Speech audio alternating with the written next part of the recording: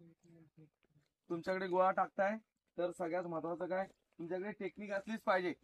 Technique सोबत तुमच्याकडे ताकद असलं पाहिजे खांद्यामध्ये, तुमच्या बोटांमध्ये.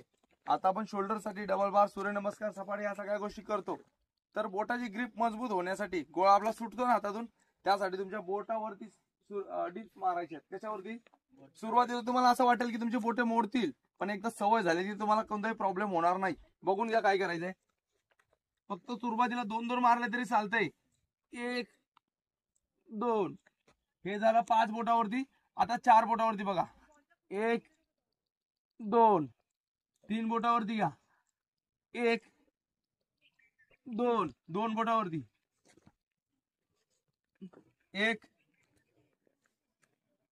2 नाही झालं ना तरी फक्त 50-50 किंवा 100चे होल जरी ठेवले ना याच्यावरती तरी तुमचे बोट मजबूत होऊन जाणार. लक्षात ठेवा. पहिले 4 बोटावरती 2 बोटावरती नाही जमलं तर फक्त या 10 बोटावरती असतं 10-10चे डिप्स घेतले तरी चालते. बोट मजबूतच होऊन जाणार. काय करा सगळ्यांनी.